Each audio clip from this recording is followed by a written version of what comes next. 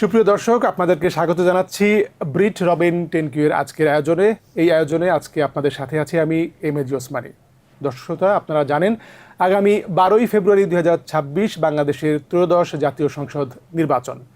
এই নির্বাচনকে সামনে রেখে বাংলাদেশের 300টি নির্বাচনী আসনে জমজমাট এখন তুঙ্গে রয়েছে।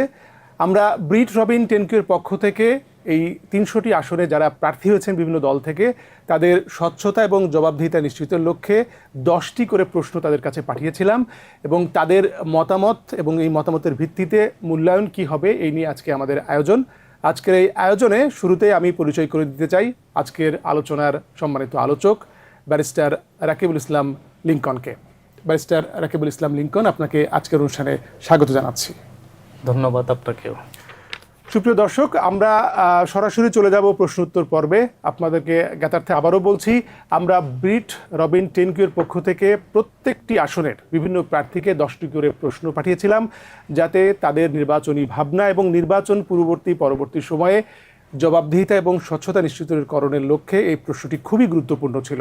তো আমরা শুরু করব। আজকে আমাদের যেই আসনে নির্বাচনী প্রার্থী আছেন ঝিনাইদহ 1 এবং এই ঝিনাইদহ 1 নির্বাচনী আসনে আজকে যিনি কথা বলবেন উনি হচ্ছেন বাংলাদেশ জাতীয়তাবাদী দল বিএনপি মনোনীত প্রার্থী সাবেক attorney general advocate Mohammad Asaduzzaman. আমরা শুরুতেই মোহাম্মদ আসাদুজ্জামান, আমাদের প্রথম যে প্রশ্নটি ছিল আপনাদের জ্ঞাতার্থে আমি প্রথম প্রশ্নটি আপনাদেরকে জানাতে চাই। আমাদের প্রথম প্রশ্নটা হচ্ছে, আপনি কেন সংসদ সদস্য হতে চান এবং জনগণ কেন আপনাকে আইন প্রণেতা হিসেবে নির্বাচিত করবে? এরই প্রেক্ষাপটে জনাব আসাদুজ্জামান, অ্যাডভোকেট আসাদুজ্জামান কি উত্তর দিয়েছেন আমরা এখন সেটি শুনব। আসসালামু আলাইকুম। আমি মোহাম্মদ আসাদুজ্জামান, বাংলাদেশের সাবেক অ্যাটর্নি জেনারেল, সুপ্রিম কোর্টের সিনিয়র আইনজীবী। আমি আইন পেশায় নিয়োজিত। আমি এবার জাতীয় সংসদ নির্বাচন, ত্রয়োদশ জাতীয় সংসদ নির্বাচনে বাংলাদেশ জাতীয়তাবাদী দল বিএনপি মনোনীত প্রার্থী হিসাবে ঝিনাইদহ 1 শৈলকুপা আসনে আপনাদের সামনে ভোট চেয়েছি। কেন আমি সংসদ সদস্য নির্বাচিত হতে চাইলাম? যে কোনো মানুষের, যারা রাজনীতি করেন, যে কোনো রাজনৈতিক কর্মীর, রাজনীতিবিদের স্বপ্নের ঠিকানা হলো জাতীয় সংসদ। সুতরাং একজন রাজনীতি করবেন, জনসেবার উদ্দেশ্য আছে, তাকে সংসদে নির্বাচন করতে হবে, এটা মাথায় রাখতে হয়। আমি সেই ভাবনা থেকেই এবারে জাতীয় সংসদ নির্বাচনে ভোট চাচ্ছি, প্রার্থী হয়েছি। দর্শক, আপনারা শুনছিলেন ঝিনাইদহ 1 আসনে বিএনপি মনোনীত প্রার্থী সিনিয়র আইনজীবী অ্যাডভোকেট আসাদুজ্জামান। উনি যেমনটি বলছিলেন, আমরা তাদেরকে প্রশ্ন করেছিলাম যে কেন আপনি সংসদে আইন প্রণেতা হিসেবে যেতে চান। তো এরই প্রেক্ষাপটে আমরা তার উত্তর শুনলাম। তো ব্যারিস্টার রাকিবুল, আপনি শুনছিলেন আমাদের যেই সম্মানিত প্রার্থী ছিলেন উনি বলছিলেন যে কেন আসলে উনি এই জাতীয় সংসদ নির্বাচনে প্রার্থী হয়েছেন এবং একজন প্রার্থী হিসেবে তিনি কি করতে চান। তো আমরা অনেকেই অনেক কথা শুনি যে যেমন উনি বলছিলেন যে ওনার একটা স্বপ্ন বা রাজনৈতিক জীবনে একটা স্বপ্ন যে সংসদে যাবেন, জনগণের পক্ষে কথা বলবেন। তো আপনার কি মনে হচ্ছে যে উনি যেই মতামতটা তুলে ধরলেন এতে কি জনগণের আশা আকাঙ্ক্ষা প্রতিফলিত হবে? না, এই ক্ষেত্রে আমি প্রথমেই শুরু করব হচ্ছে ব্রিট রবিন 10Q একটি ব্যারিস্টার রবিউল ইসলাম তরফদারের একটি যুগান্তকারী আবিষ্কার এবং এই আবিষ্কার, এটি এমন একটি আবিষ্কার যে আবিষ্কারের মাধ্যমে জনপ্রতিনিধিরা তারা কেমন প্রার্থী চায় এবং তারা কেমন জনপ্রতিনিধি চায়, এই 10টি প্রশ্নের মাধ্যমে তাদের মধ্য থেকে যে নিয়ে আসা উত্তরগুলো, এই উত্তরের মাধ্যমে আপনার জনগণরা মূল্যায়ন করতে পারবে আসলে তিনি কতটুকু যোগ্য, কতটুকু সৎ এবং তাকে নির্বাচিত করা যায় কিনা। এক্ষেত্রে জনগণের মূল্যায়নের একটি গুরুত্বপূর্ণ মাধ্যম এই ব্রিট রবিন 10Q। এখন আমি যদি অ্যাডভোকেট এমডি আসাদুজ্জামান, যিনি সাবেক অ্যাটর্নি জেনারেল ছিল বাংলাদেশের এবং উনি বিএনপির হয়ে নির্বাচন করছেন, ঝিনাইদহ 1 থেকে নির্বাচন করছেন, উনি বলেছেন কি এখানে ওনার এটা একটা স্বপ্ন, উনি সংসদে যেতে চান। আসলে এখানে আমি একটু ওনার সাথে বলতে চাই, সেটা হচ্ছে স্বপ্নটা আসলে সবারই আছে, হ্যাঁ, অনেকেরই আছে উনি সংসদে যেতে চান। স্বপ্ন থাকলেই কি সংসদে যাওয়া যাবে, বা ওনাকে কেন জনগণ নির্বাচিত করবে, এই কথার প্রেক্ষিতে যদি ওনার অ্যান্সারটা আমি এই ক্ষেত্রে পুরোপুরি স্যাটিসফাই না। কেন স্যাটিসফাই না? আসলে উনি সংসদে যেতে চান স্বপ্ন হিসেবে। এখন স্বপ্নের প্রেক্ষিতে ওনার কি স্বপ্নটা আছে এবং জনগণ হচ্ছে এখানে কি চায়, উনি জনগণের জন্য কি কাজ করবে এবং কি কাজ অলরেডি করেছেন, উনি স্বাস্থ্য, শিক্ষা এবং কর্মসংস্থান এবং অবকাঠামোমূলক যে উন্নয়নটা আছে, এই উন্নয়নগুলো করার মাধ্যমে সংসদে জনগণের যে সমস্যা, এই সমস্যাগুলো যে উনি তুলে ধরবেন কিনা, এগুলা নিয়ে কাজ করবেন কিনা, সংসদে ওনার যাওয়ার যে প্রশ্নের যে অ্যান্সারটা, এটা আমি আসলে এই ক্ষেত্রে স্যাটিসফাই না। এখানে আমি আরেকটু আপনাকে যুক্ত করতে চাই। উনি যেটা বলেছেন যে ওনার স্বপ্ন, আসলে জিনিসটা আমরা যদি চিন্তা করি সত্যিকার অর্থে এটা হচ্ছে জনগণের স্বপ্ন, জনগণের কি কি চাহিদা আছে, আকাঙ্ক্ষা আছে, ওই স্বপ্নগুলাকে নিয়েই উনি সংসদে যাবেন। তো এখানে একটা বিস্তর পার্থক্য আমরা দেখতে পাই, যেটা আমার ব্যক্তিগত স্বপ্ন না। জি, আমি এখানে বলতে চাচ্ছি, হ্যাঁ, আপনার কথা ধরে যদি বলতে চাই, উনি বলেছেন ওনার স্বপ্ন। এখন দেখতে হবে যে ওনার স্বপ্নটা জনগণের স্বপ্ন কিনা, জনগণের যে প্রত্যাশা, এই প্রত্যাশার ওই স্বপ্ন কিনা, এবং উনি জনগণের স্বপ্নটাকে বাস্তবায়ন করতে যাচ্ছে কিনা, এই জিনিসটার ক্লারিফিকেশনটা এখানে দরকার ছিল, যেটা আসে নাই। এবং ওনার এই স্বপ্ন যদি আপনার সত্যি হয়, মানে উনি যেটা আশা করছেন, স্বপ্ন সত্যি হলে এতে আসলে উনি লাভবান হবে নাকি আসলে জনগণের স্বপ্ন পূরণ হবে, এই প্রশ্নটা কিন্তু থেকেই যাচ্ছে। জি, এক্স্যাক্টলি এই পয়েন্টটা আমি রেজ করতে চাচ্ছি। ওনার স্বপ্নটা জনগণের স্বপ্ন কিনা, যদি জনগণের স্বপ্ন হয়ে থাকে এবং জনগণের যে প্রত্যাশা, এই প্রত্যাশা যদি ওনার স্বপ্নের মাধ্যমে প্রতিফলিত হয়ে থাকে, ওই ক্ষেত্রে আমি বলবো যে ওনার অ্যান্সারটা এখানে ঠিক আছে। এবং এই স্বপ্নটা উনি যে জনগণের স্বপ্ন কিনা, এবং হচ্ছে উনি কি উন্নয়ন করবে, কি কাজ করেছেন, ওনাকে জনগণ কেন নির্বাচিত করবে, এই অ্যান্সারগুলো, এই কথাগুলো এখানে থাকা উচিত ছিল। আর ধন্যবাদ আপনাকে। আমরা একটু দর্শক এ পর্যায়ে পরবর্তী প্রশ্নে চলে যাব। আমাদের দ্বিতীয় যেই প্রশ্নটি ছিল আপনাদেরকে আমি একটু জানাতে চাচ্ছি, সেটা হচ্ছে যে কি কারণে, মানে যিনি দলীয়ভাবে মনোনীত হয়েছেন, দল তাকে কেন মনোনয়ন দিয়েছেন, অথবা স্বতন্ত্র হলে 1% প্রার্থী যে তাদেরকে মনোনীত করেছেন, তার জাস্টিফিকেশনটা কি, এই বিষয়ে আমরা একটু জানতে চাবো। তো দেখি আমরা তার উত্তর থেকে জেনে আসি উনি কি উত্তর দেন এই বিষয়ে। আপনার প্রশ্ন, কেন জনগণ আমাকে নির্বাচিত করবেন? জনগণ ভোট দেওয়ার আগে কয়েকটি জিনিস বিবেচনায় রাখেন। এক, প্রার্থীর যোগ্যতা দেখেন। সেই মাপকাঠিতে আমি নিজেকে যোগ্য প্রার্থী হিসাবে মনে করি। আমার যে ব্যাকগ্রাউন্ড, শুধুমাত্র আমি বসন্তের কোকিল হিসাবে এখানে আসিনি। আমি ক্লাস 8 থেকে রাজনীতি করি। শৈলকুপার আলো, বাতাস, মাটি, পানি সব কিছু আমার চেনা।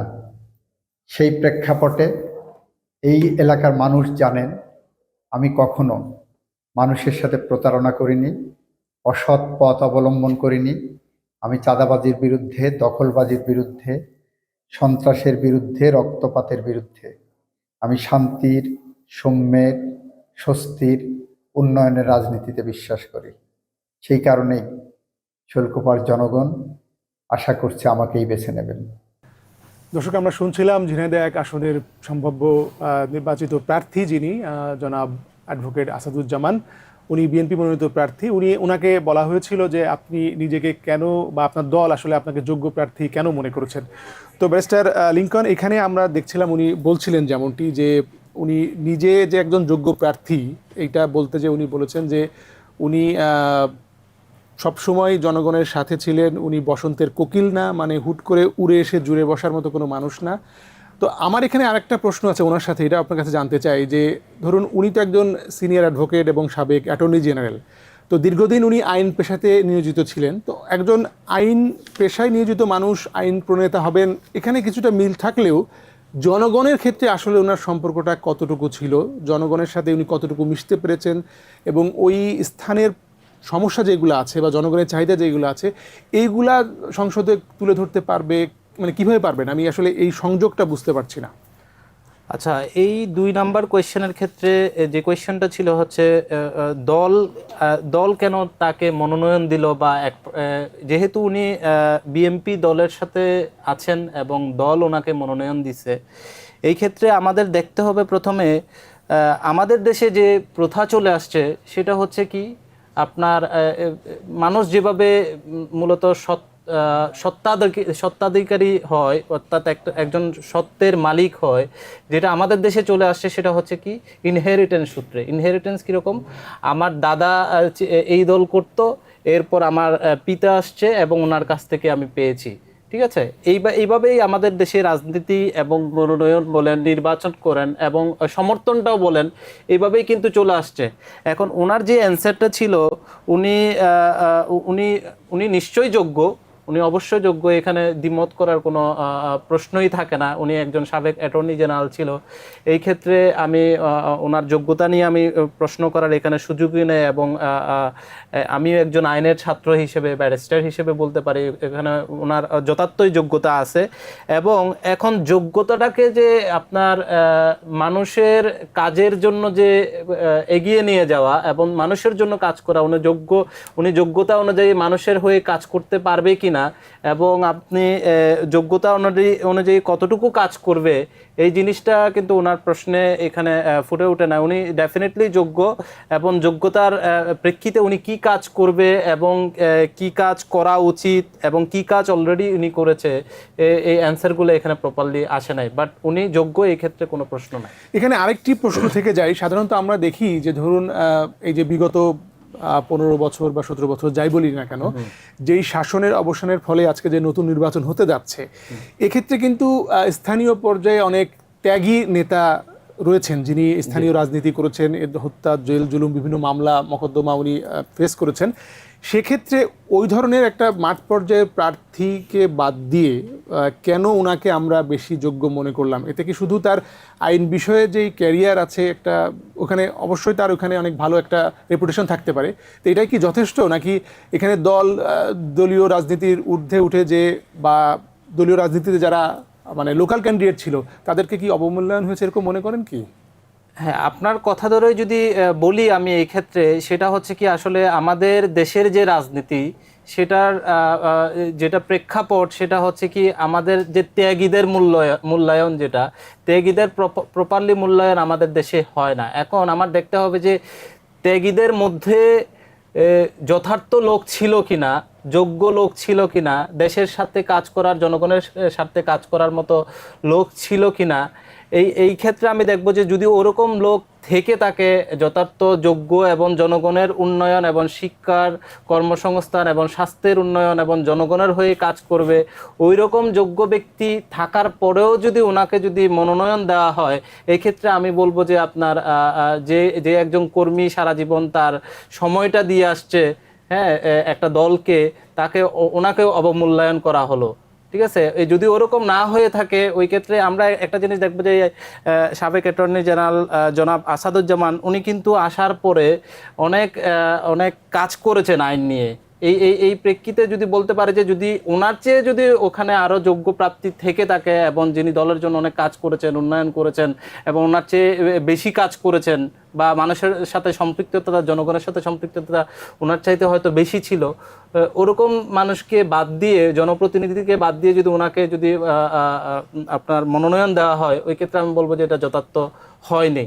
সুপ্রিয় দর্শক শ্রোতা, আপনারা যেমনটি শুনছিলেন, ব্রিট রবিন কিউ যেই 10টি প্রশ্ন আমরা বিভিন্ন প্রার্থীকে দিয়েছিলেন, এই পর্যায়ে আমাদের তৃতীয় প্রশ্নটা হচ্ছে আমাদের যিনি সম্মানিত প্রার্থী আছেন, বিশেষ করে ঝিনাইদহ 1 আসনে বিএনপি মনোনীত প্রার্থী অ্যাডভোকেট মোহাম্মদ আসাদুজ্জামান, তার আয়ের উৎস নিয়ে আমরা জিজ্ঞেস করেছিলাম যে তার আয়ের উৎস কি, এবং নির্বাচনী হলফনামা নির্বাচন কমিশনে যেখানে জমা দিয়েছেন ওখানে তিনি কি কি আয়ের উৎস হিসেবে উল্লেখ করেছিলেন। তো এই বিষয়ে আমরা তার মতামত জানবো এখন। আমার আয়ের উৎস সবাই জানেন, আমি বাংলাদেশ সুপ্রিম কোর্টের একজন সিনিয়র আইনজীবী। সেখানে আমরা বৈধ পথেই ফিস নিয়ে যে ইনকাম করি, যে সচ্ছলতা আমাদের পরিবারের আছে, আমার পারিবারিক যে ঐতিহ্য আছে, সব মিলে আমার আয়ের উৎস। ট্যাক্স পেইড যে মানি, সেটা দিয়ে একটা নির্বাচন পার করা কঠিন কিছু না। সুপ্রিয় দর্শক শ্রোতা, আপনারা শুনছিলেন আসলে আমাদের যে 10টি প্রশ্ন রয়েছে এই যে ব্রিট রবিন 10Q এর মধ্যে, এই 3 নম্বর প্রশ্নটি খুবই অন্যতম গুরুত্বপূর্ণ একটা প্রশ্ন। কারণ আমরা সাধারণত দেখে থাকি বিগত নির্বাচন এবং বাংলাদেশের সবগুলো নির্বাচন যদি আমরা দেখি, যে প্রার্থীর হলফনামা এবং প্রার্থীর পরবর্তী অবস্থান সবসময় বিভিন্ন চিত্র ফুটে ওঠে, যে তাদের বিভিন্ন গোপন সম্পত্তি এগুলো পরে বের হয়ে আসে। তো এখানে প্রার্থী কতটা স্বচ্ছতার আশ্রয় নিয়েছেন সেই বিষয়ে আমরা জানতে চেয়েছিলাম। তো উনি পরিষ্কারভাবে বলেছেন যে উনি একজন স্বনামধন্য আইনজীবী, দীর্ঘদিন ধরে বাংলাদেশ সুপ্রিম কোর্টে উনি আইনজীবী পেশায় নিয়োজিত আছেন। তো আমি এবার আমাদের যিনি অতিথি আছেন উনিও একজন আইন পেশায় নিয়োজিত একজন মানুষ, ব্যারিস্টার রাকিবুল আলম লিংকন। তো ব্যারিস্টার লিংকন, আপনার কি মনে হয় ওনার যে আয়ের উৎস উনি বললেন, যদিও আমরা আসলে সবচেয়ে বড় যেটা মনে করি যে আমি আয়ের উৎসগুলো কি কি উৎস দেওয়া হয়েছে, বার্ষিক আয় যেগুলো আছে সেইগুলা তার টোটাল যে সম্পদ তার সাথে উৎস সামঞ্জস্য আছে কিনা, এটাই আমরা দেখি। তো এটা কি আপনার মনে হয় যে নির্বাচন কমিশন এটাকে জাস্টিফাই করে এবং এটাকে ব্যাক চেক করে তারপরে তাকে মূল্যায়ন করে, নাকি কিভাবে হয়ে থাকে এটা? এই প্রশ্নের যে উনি যে উত্তরটা দিয়েছেন এবং এই প্রশ্নের প্রেক্ষাপটে যদি আমি বলতে চাই, আসলে আপনার আয়ের উৎসটা হচ্ছে খুবই গুরুত্বপূর্ণ একটা বিষয়। কারণ আপনার আয়ের উৎস যদি অস্পষ্ট হয় এবং আপনার আয়ের জনগণ যদি জনপ্রতিনিধির আয়ের উৎস জানতে না পারে, এখানে কিন্তু আপনার দুর্নীতি করার একটা বড় সুযোগ রয়ে যায়। এবং ওনার আয়ের উৎস আগে কি ছিল, উনি যদি জনপ্রতিনিধি নির্বাচিত হয় এরপরে ওনার সম্পদের পাহাড় হয়েছে কিনা, এবং সম্পদের আপনার আগের সম্পদের সাথে এবং পরবর্তী জনপ্রতিনিধি হওয়ার এবং সরকারে অংশগ্রহণের সময়ের প্রেক্ষাপটের যে সম্পদের যে কোনো বিরাট ফাঁক বা ফোকর আছে কিনা, বা উনি এই ক্ষেত্রে আমরা সামঞ্জস্য থাকবে কিনা, এই জিনিসটা কিন্তু এই অ্যান্সার থেকে আমরা বের করে ফেলতে পারবো।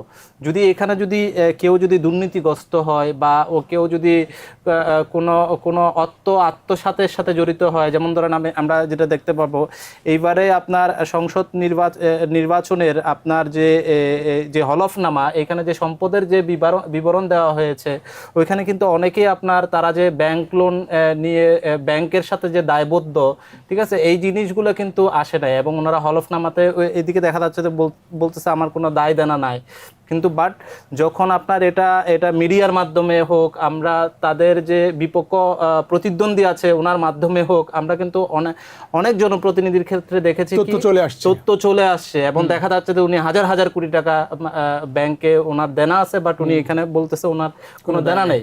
তার মানে কি এই জিনিসগুলো হচ্ছে উনি লুকাচ্ছে। এই ক্ষেত্রে দেখা যাবে যে জনপ্রতিনিধিদের ক্ষেত্রে যদি আমি বলি, এই আয়ের উৎসটা মানুষের কাছে ক্লিয়ার করা উচিত, এবং ক্লিয়ারটা এমনভাবে হবে যেটা হচ্ছে আপনার স্বচ্ছতা থাকবে, যেখানে স্বচ্ছতা থাকবে এবং মানুষ নির্বাচিত হওয়ার পরেও যে 5 বছর উনি ক্ষমতায় থাকবে এবং আগের যে সময়ের যে ওনার সম্পদের বিবরণী, এটার যাতে একটা সামঞ্জস্য থাকে, এই জিনিসটা হচ্ছে আয়ের উৎস। মানুষের যে ব্যাখ্যাটা, এই ব্যাখ্যাটা থেকে আমরা এই যোগ্য প্রাপ্তি মূল্যায়নটা আমরা এখানে যথার্থভাবে করতে পারবো। উনি একটি কথা বলছিলেন, আমি একটু উল্লেখ করতে চাই। উনি বলছিলেন যে উনার যে পারিবারিক ঐতিহ্য, উনি বলতে যাচ্ছেন যে তারা একটি সচ্ছল ফ্যামিলি থেকে উনি এসেছেন এবং দীর্ঘদিন আইন পেশার থেকে উনার যেই আয় হয়েছে, এই আইন পেশার আয় এবং পারিবারিক সচ্ছলতা, এই সব মিলিয়ে একটা নির্বাচন পার করা তার জন্য খুব বড় বিষয় না। তো এখন আপনি নিজেও আইন পেশায় আছেন, আপনি ভালো বলতে পারবেন যে উনার মতো একজন সিনিয়র আইনজীবী, তার যেই ইনকাম ছিল, সোর্স অফ ইনকাম, মানে আমি যদি বলি একজন আইনজীবীর পেশার যেই ফিস বা বিভিন্ন পর্যায়ে যিনি পরামর্শ দিয়ে যে আয় করেছেন, এই আয়গুলা কি আমরা সাধারণত বাংলাদেশে যেটা দেখি, এটা কি মানে ওপেন, নাকি এখানে কোনো আবার পর্দার আড়ালে কিছু থাকে? এইখানে আইনজীবীদের আইন পেশায় জড়িত হয়ে যে ফিজ, আসলে ফিজের ক্ষেত্রে যেটা বলবো সেটা হচ্ছে আমাদের যে আইন পেশার যে ফিজের কোনো কাঠামো নাই এখানে। কে কিভাবে আপনার ফিজটা নির্ধারণ করবে, কে কিভাবে টাকাটা নিচ্ছে, কে কিভাবে অনারিয়ামটা নিচ্ছে, এভাবে কোনো অবকাঠামো নেই। তো এই ক্ষেত্রে আমি যেটা বলবো, আসলে অনেক আইনজীবী দেখা যাচ্ছে যে হাজার হাজার কোটি টাকা মামলা দিয়ে ইনকাম করতেছে, আবার অনেক আইনজীবী, এটা আসলে যোগ্যতা এবং দক্ষতার উপরে জিনিসগুলো এবং তার পরিচিতিটা কি কেমন, তিনি আইন পেশায় কতটুকু দক্ষ, এই জিনিসগুলোর উপরেই নির্ভর করে। তো এই ক্ষেত্রে এই ক্ষেত্রে আপনি যে কথাটা বলেছেন, এখানে আসলে কোনো কাঠামো আছে কিনা টাকাটা নেওয়ার ক্ষেত্রে, ফিসটা নেওয়ার ক্ষেত্রে, এই ক্ষেত্রে বলবো যে এখানে কোনো কাঠামো নেই। এই জিনিসটা নির্ধারণ করে দেওয়া উচিত, যেহেতু বাংলাদেশের প্রেক্ষাপটে নির্বাচনে কিন্তু আইনজীবীদের একটা অংশগ্রহণ, আমরা বড় একটা অংশগ্রহণ দেখতে পাচ্ছি। তো এই ক্ষেত্রে আমাদের যে আইনজীবীদের যে আইন পেশার যে আপনার যে ফিসটা, এটা এই ক্ষেত্রে নির্ধারণ বা একটা সেটা তো আসলে ওভাবে নির্ধারণ করে দেওয়া যায় না, বাট একটা পরিধি বা একটা নিয়ম, একটা কাঠামো ঠিক করে দেওয়া উচিত। এভাবে হলে এভাবে নেওয়া যায়, এভাবে হলে এভাবে নেওয়া যায়। তো ওই ক্ষেত্রে আমাদের জনপ্রতিনিধিরা এই কথাটাই এখানে এই কারণে আসছে, আসলে একজন আইনজীবী কতটুকু ইনকাম করতে পারে, কতটুকুই বা তার ইনকামের এই ক্ষেত্রে দক্ষতা আছে, এই জিনিসটা মূল্যায়নের একটা সুযোগ জনগণের দরকার। কারণ তাকে যোগ্য ব্যক্তি কিনা, তার দুর্নীতি করার টেন্ডেন্সি আছে কিনা, এবং তার আয়ের উৎসের সাথে বর্তমানে উনি জনপ্রতিনিধি হওয়ার পরে এবং জনপ্রতিনিধি হওয়ার সময়ে ওনার আয়ের হলফনামায় যে বিষয়টা উল্লেখ করেছেন, যে অ্যামাউন্টটা বলেন, যে বিষয় সম্পদের বিবরণীগুলো বলেন, এগুলোর সাথে সামঞ্জস্য আছে কিনা, এই বিষয়টার জন্য আমাদের আয়ের উৎসটা নির্ধারণ করা উচিত, একটা কাঠামোর মধ্যে নিয়ে আসা উচিত আইনজীবীদের ক্ষেত্রে। এবং এখানে উনি যে অ্যান্সারটা দিয়েছে, আমি মোটামুটি স্যাটিসফাই এই কারণে যে আইন পেশায় উনি একজন স্বনামধন্য ব্যক্তি ছিলেন। ওনার ইনকাম আমার বাংলাদেশের প্রেক্ষাপটে যদি হিসাব করি, ওই ক্ষেত্রে অনেক বেশি। এখন দেখার বিষয় হচ্ছে উনি নির্বাচিত হওয়ার পরে সেই সম্পদ বেড়ে দ্বিগুণ তিনগুণ হয়ে যাচ্ছে কিনা, এটাই দেখার বিষয়। ধন্যবাদ আপনাকে। দর্শক, আমরা পরবর্তী প্রশ্নে যাব। আমরা যেই 10টি প্রশ্ন করেছিলাম, এর মধ্যে 3টি প্রশ্নের উত্তর উনি দিয়েছেন, এবং সেগুলার মতামত এবং প্রেক্ষাপট, বিশেষ করে আমরা আলোচক যিনি আছেন, সম্মানিত আলোচক ব্যারিস্টার লিংকন, উনিও বলেছেন। আমরা পরবর্তী প্রশ্ন যাব। পরবর্তী প্রশ্নটাও খুবই সেন্সিটিভ একটি প্রশ্ন, সেটা হচ্ছে সততা, দেশপ্রেম এবং কথা কাজের সামঞ্জস্য এবং আইন প্রণয়নে একজন প্রার্থীর কী ধরনের দক্ষতা রয়েছে, বা সেই দক্ষতার কোনো নমুনা রয়েছে কিনা, এই বিষয়ে আমরা জানতে চেয়েছিলাম ঝিনাইদহ 1 আসনে বিএনপি মনোনীত প্রার্থী সাবেক অ্যাটর্নি জেনারেল অ্যাডভোকেট আসাদুজ্জামানের কাছে। চলুন দেখে আসি উনি এই বিষয়ে কি মতামত দিয়েছেন।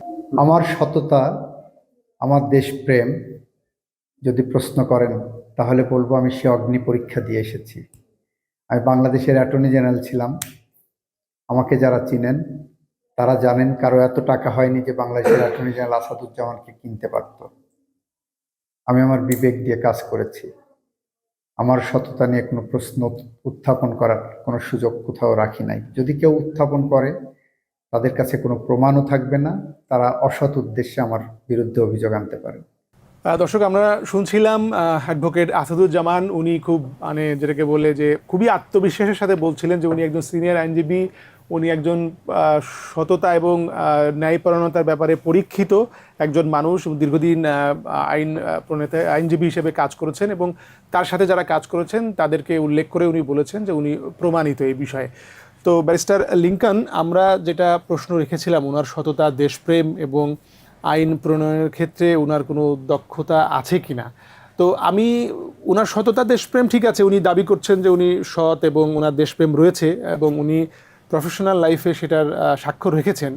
কিন্তু প্রশ্নর বাকি অংশটা যেটা ছিল যে এই ধরনের আইন প্রণয়নের ক্ষেত্রে ওনার কোনো নমুনা আছে কিনা, আমরা আসলে সেই ধরনের যদিও উত্তর পাইনি। আরেকটি ব্যাপার আপনাকে আমি বলতে চাই, সেটা হচ্ছে আমাদের এই যে 10টি প্রশ্ন আছে, প্রতিটা প্রশ্নে কিন্তু 10 মার্ক করে আছে। তো আমরা যদি এটাকে একটা পরীক্ষার সাথে তুলনা করি, ওনাকে 10টা প্রশ্ন দেওয়া হয়েছিল, যার উত্তরে 10 মার্ক করে, মানে 100 মার্কের একটা পরীক্ষা।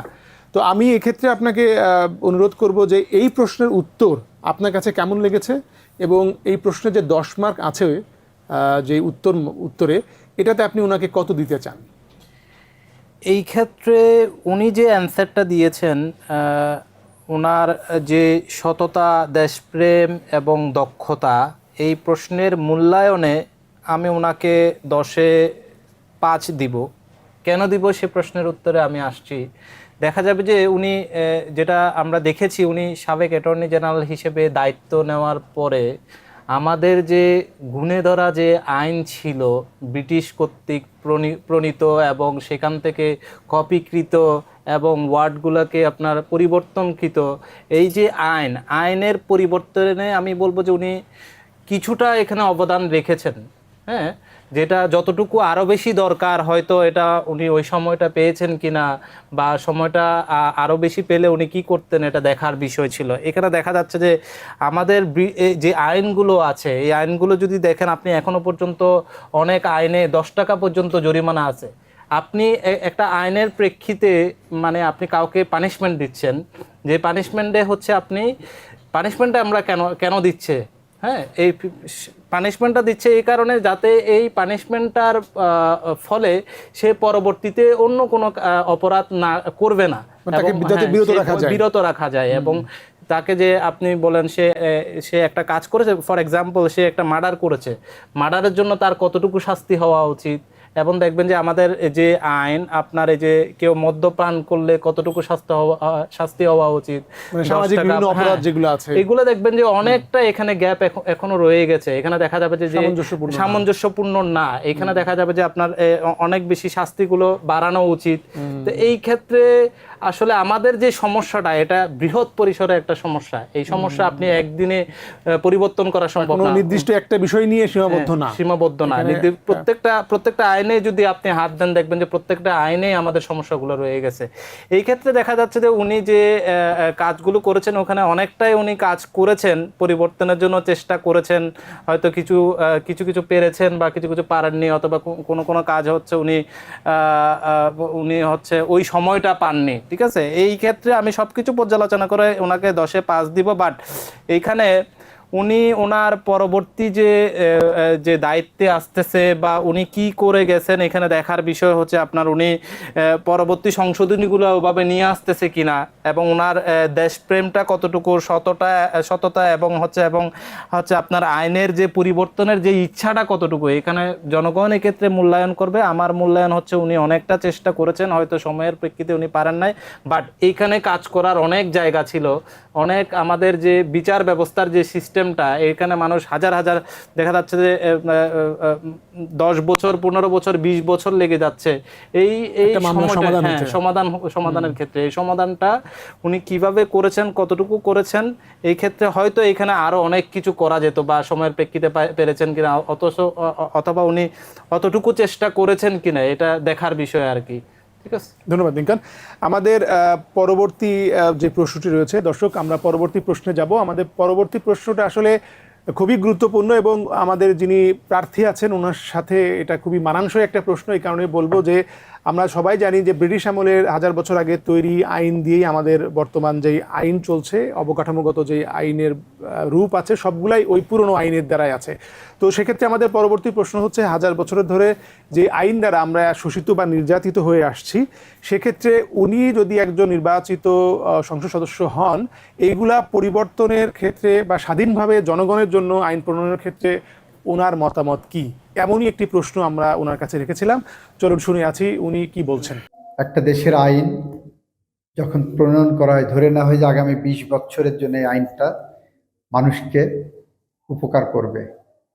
ব্রিটিশরা যে সমস্ত আইন করে গেছে সেটা 100 বছর পরেও আমাদের মনে হচ্ছে যে প্রাসঙ্গিক, ফলে সেই আইনটা দিয়ে আমরা চলে যাচ্ছি। তারপরেও বলছি, বাংলাদেশের মানুষের কল্যাণে যদি কোনো আইনের সংশোধন, সংযোজন, পরিমার্জন, পরিবর্ধন করতে হয়, আমরা সেটা করতে প্রস্তুত আছি এবং আমি সেটা করব। দর্শক যেমনটা শুনছিলেন, আমাদের বিএনপি মনোনীত প্রার্থী অ্যাডভোকেট আসাদুজ্জামান বলছিলেন যে পুরনো আইন বাস্তবায়নের ক্ষেত্রে, পুরনো আইন পরিমার্জন এবং সংশোধন অথবা নতুন আইন প্রণয়নের ক্ষেত্রে উনি ওনার জায়গা থেকে ভূমিকা রাখবেন বলছিলেন। ব্যারিস্টার লিংকন, এখানে একটি বিষয় খুবই গুরুত্বপূর্ণ এবং আমি বলবো যে উনি অন্য যে প্রার্থীগুলো আছেন, বিশেষ করে আমরা যদি সাধারণ ব্যাকগ্রাউন্ডের প্রার্থী বলি, তার চেয়ে কিন্তু এই বিষয়ে উনি বেশ এগিয়ে আছেন, যে উনি নিজে একজন পরীক্ষিত আইনজীবী, সিনিয়র আইনজীবী, বাংলাদেশের আইন নিয়ে উনি অনেকদিন ধরে কাজ করেছেন। আমি যদি বলি যে বিভিন্ন আইনে যে ফাঁক ফোকর আছে এই সম্পর্কে কিন্তু ওনার ধারণা আছে, এবং যুগোপযোগী আইন প্রণয়নের ক্ষেত্রে উনি কিন্তু একটা বড় ভূমিকা রাখতে পারেন। তো আপনিও কি এটা মনে করেন, উনি যেটা বলছেন যে উনি নিজে এই বিষয়ে উদ্যোগ নেবেন অথবা ওনার দলীয় ফোরাম বলেন বা সংসদে উনি যদি নির্বাচিত হন সেখানে ভূমিকা রাখবেন, এই বিষয়ে আপনি মনে করেন? এই বিষয়ে আসলে আমি গত প্রশ্নের প্রেক্ষিতে যে কথাগুলো বলে আসছিলাম, এটা কিন্তু ওনার এই প্রশ্নে চলে আসছে। এই যে ব্রিটিশ কর্তৃক প্রণীত যে আইন, এই আইনগুলো এবং ভারতের সাথে এই কিছু সামঞ্জস্য রেখে এবং দুই দেশের এবং অন্যান্য দেশ থেকে, আমি যেটা বলতে চাচ্ছি, অন্যান্য দেশ থেকে যে ধার করা আইন 100 বছর আগে প্রণীত যে আইনগুলো, এখানে কিন্তু কাজ করার সুযোগটা অনেক বেশি।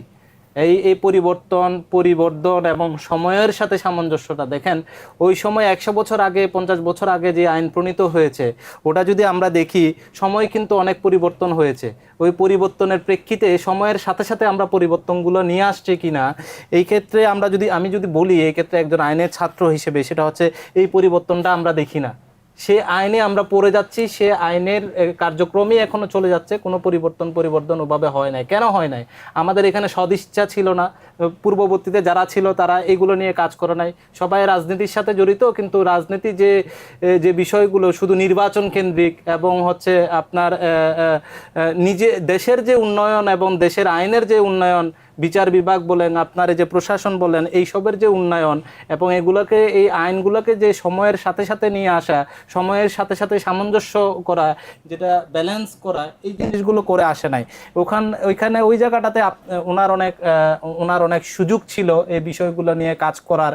এবং উনি দেখা যাচ্ছে যে, যেটা আমি আগেও বলেছি, উনি অনেকটা করেছেন, বাট যেটা হচ্ছে আপনার প্রত্যাশা অনুযায়ী না। এখানে অনেক কাজ করার সুযোগ ছিল। ওই প্রত্যাশাটা উনি কতটুকু কাজ করতে পারেন প্রত্যাশা অনুযায়ী, সেটা এখন দেখার বিষয়। আমি এখানে আপনাকে আরেকটি প্রশ্ন করতে চাই। মনে করেন এটা একটা সাধারণ ভোটার বা জনগণ হিসেবেও আমি প্রশ্নটা করতে পারি। ধরুন এখন ত্রয়োদশ জাতীয় সংসদ নির্বাচন, এর আগে 12টি সংসদ নির্বাচন হয়ে গেছে, আমরা স্বাধীন হয়েছি প্রায় 50 বছর পেরিয়ে গেছে, তাই না? তো এটা কিন্তু অনেক সময়। আমার প্রশ্ন হচ্ছে যে, আপনি আইনের ছাত্র হিসেবে একটু আমাকে বলবেন বা জনগণকে এটা বলবেন যে, কেন আমরা এই 50 বছরে এই যে এতদিনের আইন, এগুলো পরিবর্তন করতে পারলাম না বা পারছি না? এখানে আসলে প্রবলেমটা কোথায়? এটা কি এমন কোনো বিষয় যে আমরা সেই আইন প্রণয়নের যেই সক্ষমতা, এটা আমাদের আইন প্রণয়নের মধ্যে দিয়ে নেই, নাকি এখানে কোনো রাজনৈতিক মারপ্যাচ আছে? আসলে বিষয়টা কি? মিস্টার ওসমান, এই ক্ষেত্রে আমি বলতে পারি হচ্ছে, আসলে পরিবর্তনের সদিচ্ছাটা সবচেয়ে গুরুত্বপূর্ণ। কারো যদি সদ ইচ্ছা থেকে থাকে, তাহলে এই পরিবর্তন সম্ভব। এখানে ব্যাপারটা কেন আমরা পারছি না, এই যে আপনার যেটা বলে আসছিলাম, ঘুণে ধরা যে আইন, এই যে 100 বছরের পুরনো যে আইন, এটা পরিবর্তনের ইচ্ছা আমাদের নেই। আমরা জনপ্রতিনিধিরা এই পরিবর্তনের ইচ্ছাটা আমরা পোষণ করি না। এবং হচ্ছে আপনার এই যে আইনগুলো হচ্ছে একজন মানুষকে হচ্ছে মানে শোষণ করার যে টেন্ডেন্সিটা, এটা কিন্তু এই আইনগুলোতে আপনার সাপোর্ট দিয়ে আসতেছে। যার কারণে এই আইনগুলো হচ্ছে কি, যারাই ক্ষমতা যাচ্ছে তাদেরকে সাপোর্ট দিচ্ছে, তাদেরকে সমর্থন দিচ্ছে, এবং তাদের যে একটা বর্জিওজিস যে একটা ইচ্ছা আছে, ওই ইচ্ছাগুলোর প্রতিফলন হচ্ছে। এবং তাদের সদিচ্ছা নেই বলে এটা পরিবর্তন করা যাচ্ছে না। আমি মনে করি যে, এটা যদি সদিচ্ছা থাকে এবং কেউ যদি ওইভাবে চেষ্টা করে, পরিবর্তন অবশ্যই সম্ভব। তার মানে আপনি বলছেন যে, একজন আইন প্রণেতা তিনি ব্যক্তি পর্যায়ে বলেন বা তার দলীয় ফরমে বলেন, যদি সে সদিচ্ছা প্রকাশ করত, তাহলে আমাদের এই যে ঘুণে ধরা আইন বা ব্রিটিশ আমলের যে আইন, এগুলো পরিবর্তন করা যেত। এটা সদিচ্ছার অভাবে হচ্ছে না। তো দর্শক, আমরা আশা করব যে ব্যারিস্টার লিংকন যেমন বলছিলেন যে, সামনে সংসদীয় নির্বাচনে যারা সংসদ সদস্য হয়ে আসবেন, তারা এই ব্রিটিশ আমলের আইন পরিবর্তন করে জনবান্ধব এবং জনহিতকর আইন নিয়ে কাজ করবেন এবং নতুন আইন প্রণয়ন করবেন, যাতে বাংলাদেশের বিচার ব্যবস্থা বিশেষ করে দীর্ঘসূত্রিতা যেটা রয়েছে, এটার কিছুটা হলেও অবসান ঘটবে। দর্শক, আমরা এবারে পরবর্তী প্রশ্নে চলে যাই। পরবর্তী প্রশ্নটি এটাও খুব গুরুত্বপূর্ণ এবং জনবান্ধব বা জনগণের জবাবদিহিতা নিশ্চিত করার জন্য এটা খুবই প্রয়োজন। সেটা হচ্ছে, সরকারি কর্মকর্তা কর্মচারী যারা আছেন, আমরা সবসময় রাজনৈতিক কর্মী বা রাজনৈতিক নেতা যারা আছেন তাদেরকে উদ্দেশ্য করি, তাদেরকে টার্গেট করি, তাদের করাপশন নিয়ে কথা বলি, কিন্তু এই যে মানে প্রশাসনিক কাঠামো যেটা, এখানে কিন্তু অনেক ধরনের ফাঁকফোকর আছে এবং অনেক দুর্নীতি আছে। আমরা ইতিমধ্যে বিগত বিভিন্ন সরকারের সময় এটা দেখেছি। তো এই সরকারি কর্মকর্তা কর্মচারীদের দায়িত্বশীলতা, জবাবদিহিতা নিশ্চিত করতে প্রযুক্তি নির্ভর বিধি ব্যবস্থাপনা তৈরির ক্ষেত্রে উনি কী ধরনের ভূমিকা রাখবেন? আমি বলতে চাচ্ছি যে, আইন প্রণেতারা কী ধরনের ভূমিকা রাখবেন, এই প্রশ্নটি আমরা রেখেছিলাম জনাব আসাদুজ্জামানকে। ওনাকে আমরা জানতে চেয়েছিলাম যে, ওনার এই বিষয়ে কী ধরনের মতামত। চলুন দেখে আসি উনি কি বলছেন। বাংলাদেশের সমস্ত সেক্টরের কর্মকর্তা কর্মচারীদের বিশেষ করে সরকারি কর্মকর্তা কর্মচারীদের অ্যাকাউন্টেবিলিটির জায়গা নিশ্চিত করতে হবে। সেটা নিশ্চিত করতে যে আইনি যত পরিকাঠামো আছে, যত প্রাসঙ্গিকতা আছে, যত টেকনিক্যাল ইস্যু আছে, সবগুলো আমরা পরীক্ষা নিরীক্ষা করে একটি যুগোপযোগী অ্যাকাউন্টেবিলিটি সিস্টেম চালু করব, যাতে করে সরকারি কর্মকর্তারা নিজেদেরকে নিরাপত্তাহীন মনে না করেন, একই সাথে তারা যাতে জনসেবক হয়ে ওঠেন সে ব্যবস্থা করব। দর্শক, যেমনটি উনি বলছিলেন যে উনি সরকারি কর্মকর্তা কর্মচারীদের জবাবদিহিতা এবং স্বচ্ছতা নিশ্চিতের জন্য আইন প্রণয়ন এবং আইনের কোনো বিধিনিষেধ যদি পরিবর্তনের দরকার হয় সে ব্যবস্থা করবেন। এই সাথে আরেকটি কথা বলেছেন উনি, সেটা হচ্ছে যে সরকারি কর্মকর্তা কর্মচারী আছে তারাও যেন ভীত সন্ত্রস্ত না হন, ওই ব্যাপারটাও খেয়াল রাখবেন। আমি এখানে আপনাদের একটা পয়েন্ট উল্লেখ করতে চাই এবং আমি আমাদের যে আলোচক আছেন, সম্মানিত আলোচক ব্যারিস্টার লিংকন, ওনার কাছে জানতে চাইবো। ব্যারিস্টার লিংকন, আমরা কিন্তু একবার দেখেছি যে বিগত আমলে সরকারি কর্মকর্তা কর্মচারীদের ঢাল হিসেবে তাদেরকে রক্ষা করার জন্য কিছু আইন প্রণয়ন করা হলো, যে সরকারি কর্মকর্তা বিশেষ করে প্রথম শ্রেণীর যারা কর্মকর্তা আছেন তাদেরকে বা তাদের বিরুদ্ধে কোনো অভিযোগ উঠলে সেটা মানে বিচারাধীন অবস্থায় থাকতে গেলে তাদের ক্যাবিনেটে অথবা যিনি আমাদের যেটাকে বলে ক্যাবিনেট সেক্রেটারি যিনি আছেন, মন্ত্রিপরিষদ সচিব, ওনার অনুমতি নিতে হবে, এমন একটা বিষয় কিন্তু আমরা শুনেছিলাম। তো সেই ক্ষেত্রে কিছুটা হলেও আমাদের মনে হয়েছিল যে সরকারি কর্মকর্তা কর্মচারীরা মনে হয় আইনের ঊর্ধ্বে, আইন তাদের জন্য একরকম, জনগণের জন্য আরেক রকম, বা যারা আইন প্রণেতা আছেন তাদের জন্য যে ব্যাপারটা, এবং আইনের যেই মানে প্রয়োগের যে ব্যত্যয়, মানে আপনি একটা আইন তো মানুষ অনুযায়ী ভিন্ন হতে পারে না, আইন তো সবার জন্য সমান। তো সরকারি কর্মকর্তা কর্মচারীদের আইনের আওতায় আনা এবং জবাবদিহি নিশ্চিত করার ব্যাপারে আপনার কি মনে হয়, উনি যেটা বলেছেন কতটুকু যুক্তিসম্পন্ন মনে হলো? এইখানে উনি যেটা বলেছেন, উনি এটা মানে জবাবদিহিতার মধ্যে নিয়ে আসবেন ক্ষমতায় আসলে। আচ্ছা, এই বিষয়ে আমি যদি বিগত সরকারের আমলে যদি দেখি, সরকারি কর্মচারী এবং কর্মকর্তারাই সবচাইতে বেশি দুর্নীতিগ্রস্ত ছিল এবং ওরাই কিন্তু রাজনীতিবিদদেরকে আপনার সহযোগিতা করে, ওদেরকে ঢাল হিসেবে ইউজ করে, আপনি যেটা বলতেছিলেন ঢাল হিসেবে ব্যবহার করেই কিন্তু আপনার এই রাজনীতিবিদরা এবং সরকারি কর্মচারী কর্মকর্তারা কিন্তু দুর্নীতিগ্রস্ত এবং যে অনিয়মগুলা ওনারা কিন্তু করে আসছেন। এই ক্ষেত্রে যে পরিবর্তনটা বিগত সরকারের আমলেও আমরা দেখি নাই, ওই সময়ে আমরা সরকারি কর্মচারীদের যে একটা আপনার শোষণমূলক যে একটা ব্যবস্থা দেখেছি, তাদের যে জবাবদিহিতার কোনো বিন্দুমাত্র ছিল না, এই ক্ষেত্রে এটা আমরা দেখে আসি। এখন এই ক্ষেত্রে আমরা আরেকটা বিষয় যেটা দেখতে পাচ্ছি, উনি করবে বলেছেন, বাট কতটুকু ওনারা ওনাদের সরকারের সময় করেছেন এটা কিন্তু দেখার বিষয়। ওইরকম কিন্তু আমরা গতানুগতিকভাবেই কিন্তু বিষয়গুলো চলে আসছে। এখানে ওনাদের সরকারি কর্মচারী যখন তিনি তার পদে বহাল অবস্থায় এবং উনি অবসরপ্রাপ্ত হওয়ার পরে ওনার যে জবাবদিহিতা, এই মাঝখানের সময়টাতে উনি কি করেছেন, এই জবাবদিহিতার ইয়াটা কিন্তু আইনটা বলেন, আমাদের যে হিসাবটা কিন্তু এখানে কাঠামোটা কিন্তু নাই, এটার এখানে পরিবর্তন আনা উচিত। উনি নিজেও কিন্তু একজন সরকারি কর্মকর্তা ছিলেন, মানে রাষ্ট্রের প্রধান আইনজীবী, সরকার পক্ষের প্রধান আইনজীবী ছিলেন। উনিও ওনার বেলায়, যদিও আমরা দেখেছি যে উনি অনেক প্রথাগত বিষয়ের বিরুদ্ধে দাঁড়িয়েছেন, কিছু কিছু কথাও বলেছেন, আমাদের মিডিয়াতে নজরেও এসেছেন, কিন্তু ওটা আসলেই যথেষ্ট ছিল কিনা আপনার কি মনে হয়? এই ক্ষেত্রে আমি বলবো যে উনি ওনার জায়গা থেকে উনি বলেছেন এটা করা উচিত, এটা করা উচিত না। আসলে উনি তো ওনার পজিশনে ছিলেন, ওইখানে ওনারই অনেক কিছু করার সুযোগ ছিল। উনি কতটুকু করতে পেরেছেন এটা জনগণই মূল্যায়ন করুক, যেখানে এখানে নাম্বার দেওয়ার সুযোগ আছে।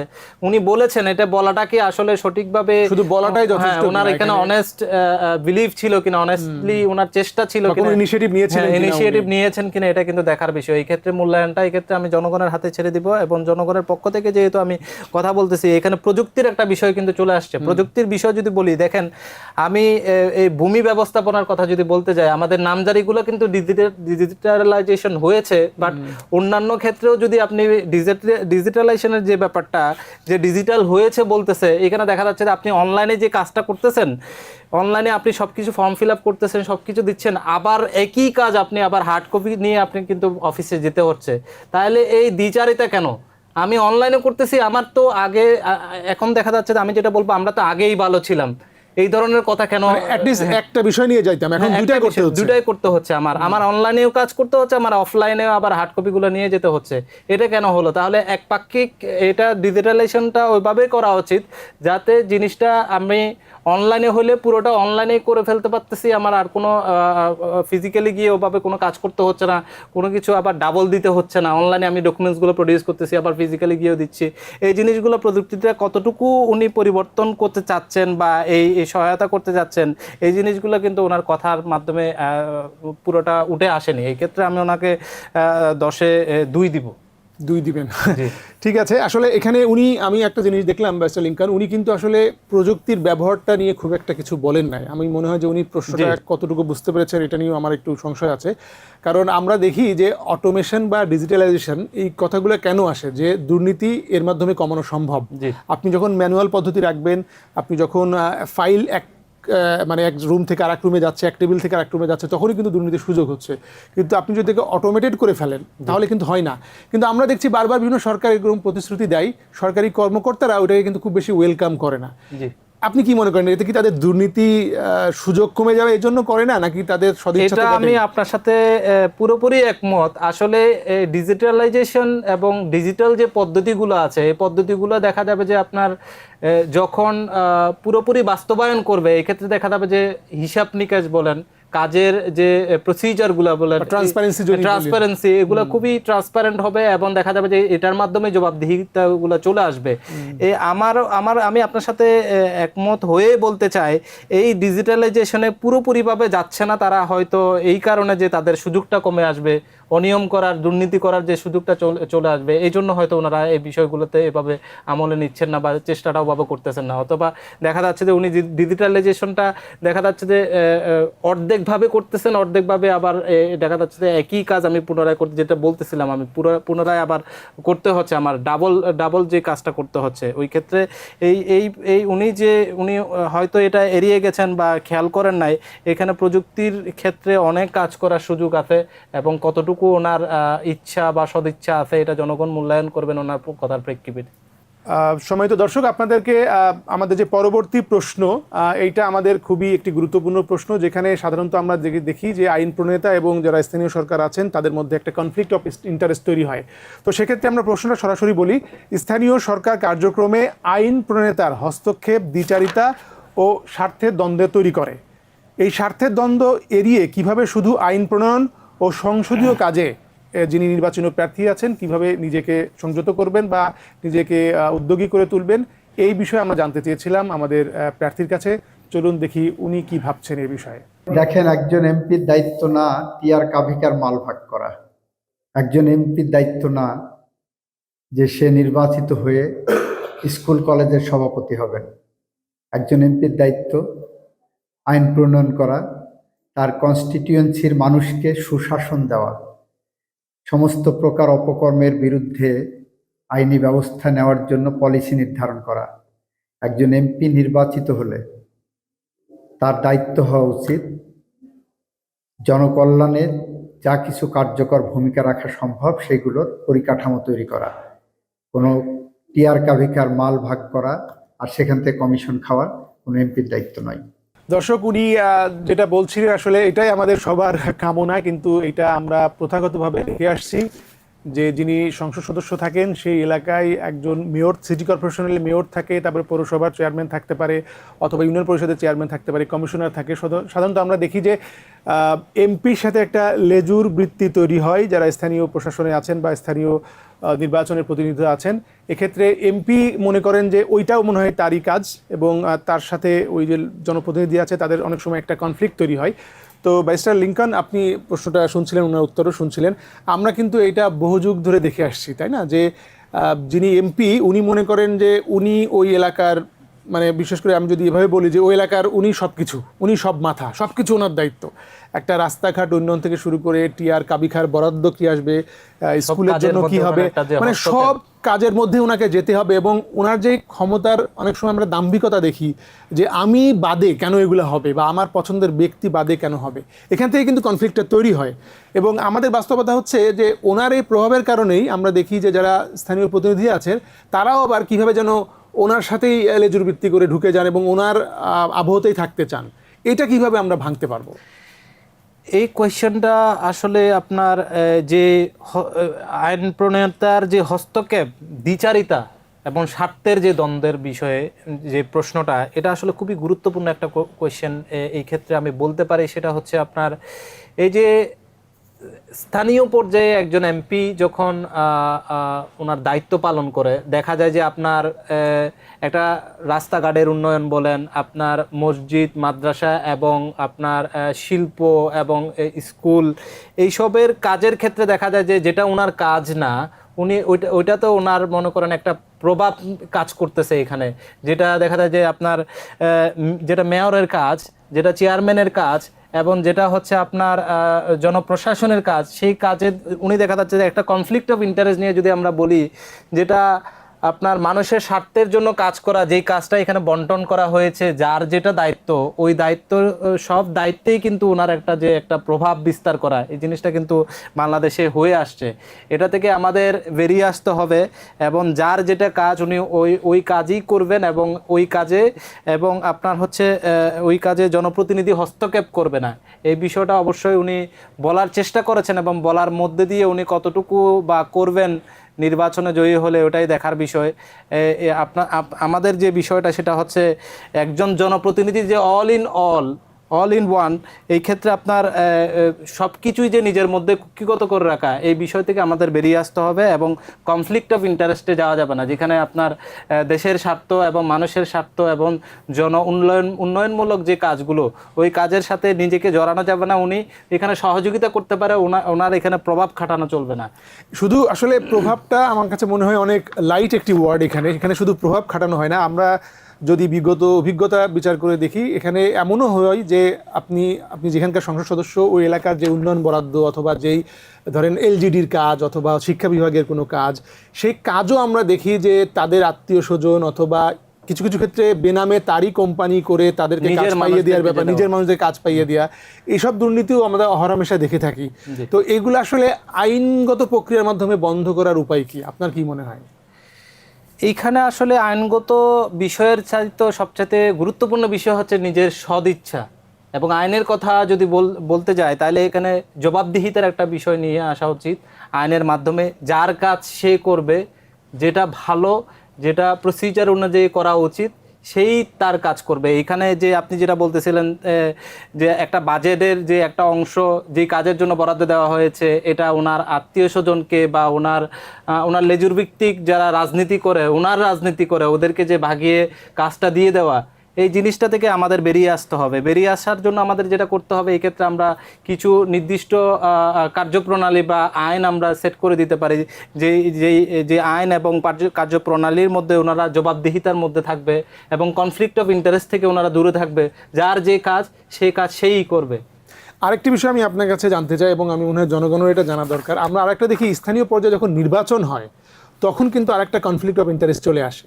যেমন ধরুন আপনার ইউনিয়ন পরিষদে বা ওখানকার যে পৌরসভা আছে অথবা সিটি কর্পোরেশন যেটাই হোক, ওইখানকার নির্বাচনটা কিন্তু স্থানীয় জনভিত্তির উপর তৈরি করে হওয়া উচিত। কিন্তু আমরা দেখি ওখানেও একটা দলীয় প্রভাব থাকে, বিশেষ করে এমপির প্রার্থী বা এমপির আশীর্বাদ পুষ্ট প্রার্থী, এটা নিয়ে অনেক সময় প্রকাশ্যে প্রচারণা হচ্ছে। এটাও কিন্তু একটা আত্মঘাতীমূলক সিদ্ধান্ত যে ওইখানেও এমপির লোক থাকতে হবে। আবার ভোটার হিসেবেও আমরা অনেক সময় এটা ভুল করে ফেলি যে এমপির লোক হলে মনে হয় এমপির কাছ থেকে ভালো কাজ আনতে পারবে, আর যদি এমপির লোক না হয়ে অন্য কাউকে নির্বাচন করি, এমপির সাথে যদি কনফ্লিক্ট থেকে যায়, তাহলে মনে হয় আমাদের আশঙ্কার প্রতিফলন ঘটবে না। এটা কিভাবে দূর করা যায়?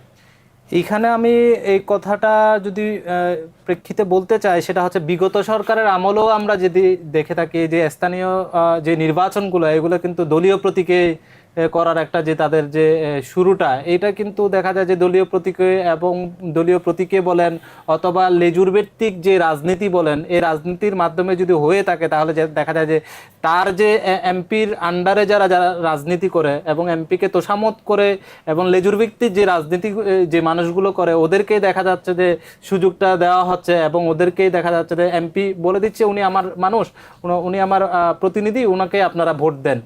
এই বিষয়গুলো আসলে দেখা যাচ্ছে যে মানুষটা কতটুকু যোগ্য, কতটুকু স্বচ্ছ, কতটুকু সৎ, এই বিষয়গুলো না দেখে দেখা যাচ্ছে যে আপনার এমপির কথায় আমরা ওই স্থানীয় জনপ্রতিনিধি আমরা নির্বাচন করতেছি।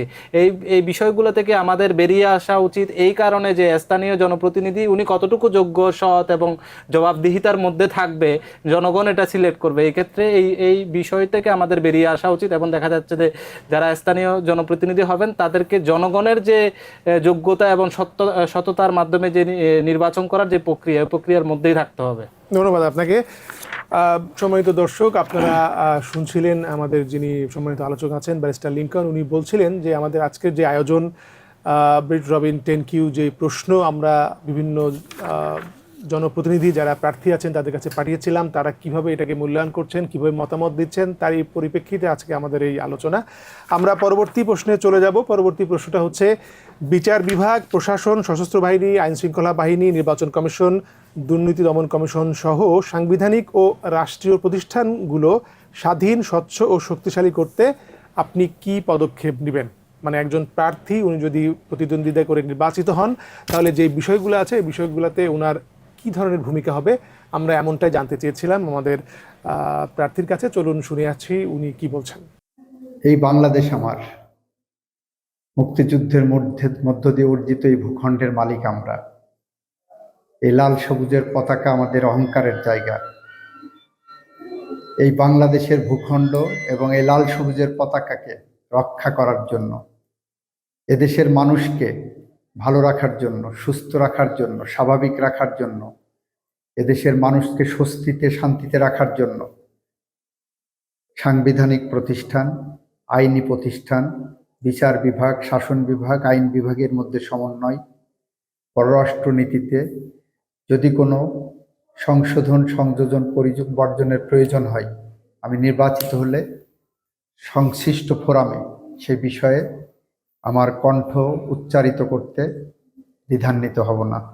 এটা জনগণের কাছে আমার প্রতিশ্রুতি। দর্শক, আপনারা যেমনটা শুনছিলেন যে আমাদের রাষ্ট্রীয় যেই প্রধান স্তম্ভগুলো আছে, যেমন বিচার বিভাগ, আইন বিভাগ বা প্রশাসন, এগুলা আমরা অনেক সরকারের আমলে অনেক ধরনের মতামত দেখি, কিছু পদক্ষেপ আমরা দেখেছি। আইন বিভাগকে রাষ্ট্রীয়করণ থেকে আলাদা করে তাদেরকে স্বাধীনভাবে কাজ করতে দেওয়ার ব্যাপারেও আমরা অনেক ধরনের পদক্ষেপ দেখেছি, কিন্তু বাস্তবিকভাবে এটা আসলে কতটুকু প্রভাবমুক্ত, বা যেটাকে আমরা বলি প্রশাসনের থেকে আইন বিভাগ কতটুকু ফ্রি বা স্বাধীন হয়ে কাজ করতে পারছেন, এই প্রশ্ন এখনও রয়েছে। আমরা বিভিন্ন সময় বিভিন্ন প্রভাবিত হয়ে আইন প্রণয়ন এবং যেটাকে বলে রায় প্রদান, এরকম অনেক নমুনাও আছে। তো ব্যারিস্টার লিংকন, আপনি যেহেতু নিজে একজন আইনের ছাত্র এবং আইন বিষয় নিয়ে আমাদের কথা হচ্ছিল, এবং সম্মানিত আইনজীবী, সিনিয়র আইনজীবী যেটা বলছিলেন আর কি, উনি কিছুটা রাজনৈতিকভাবে উত্তরটা দিলেও ওনার ইমোশন ওখানে ছিল যে মুক্তিযুদ্ধের মাধ্যমে স্বাধীন বাংলাদেশ, সার্বভৌম বাংলাদেশ, এগুলো টিকিয়ে রাখার জন্য এই বিষয়গুলোকে স্বাধীনভাবে কাজ করতে দেওয়া উচিত।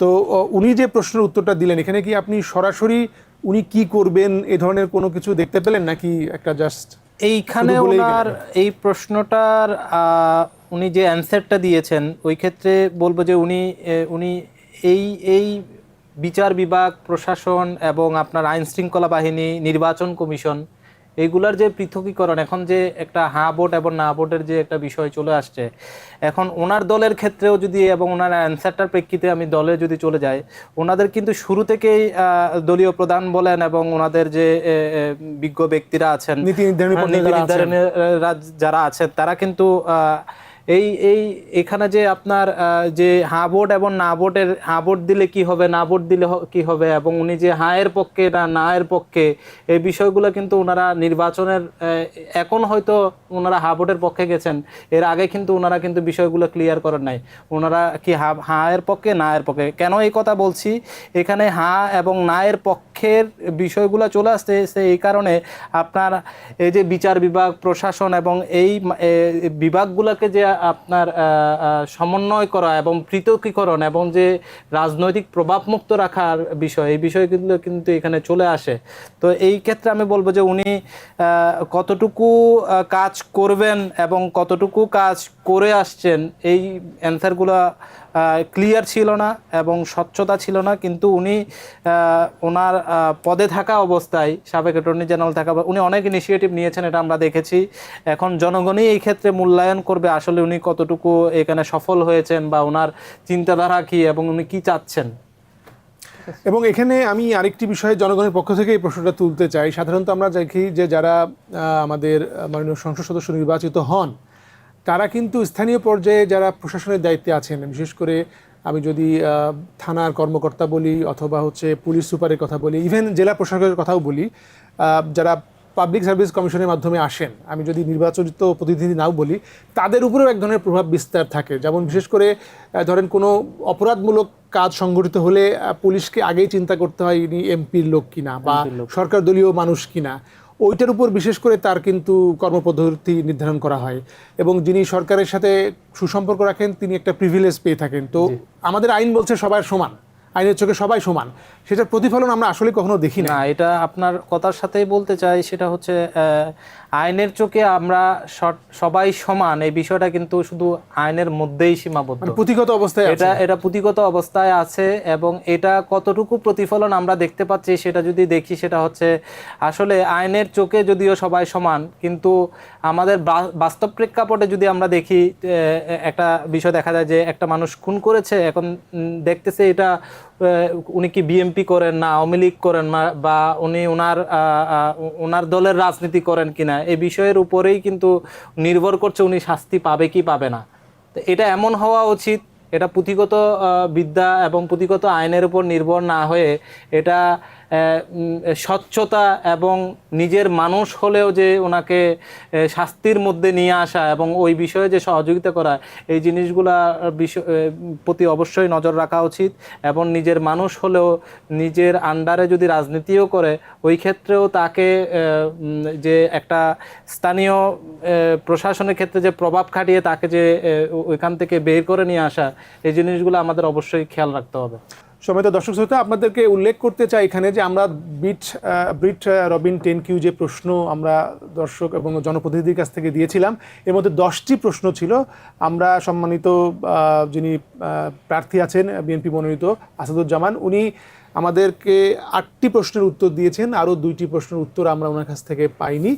কি 2টি প্রশ্ন কোন 2টি প্রশ্ন উনি আসলে এড়িয়ে গেছেন বা সময়ের অভাবে দিতে পারেন নাই আমরা জানি না। তবে আমরা আপনাদেরকে জানাতে চাই, আমাদের 9 নম্বর প্রশ্ন ছিল হচ্ছে কল্যাণ রাষ্ট্র বিনির্মাণে স্বেচ্ছাসেবা নীতি প্রণয়নের মাধ্যমে জনগণকে সম্পৃক্ত করার কি পরিকল্পনা আপনার আছে।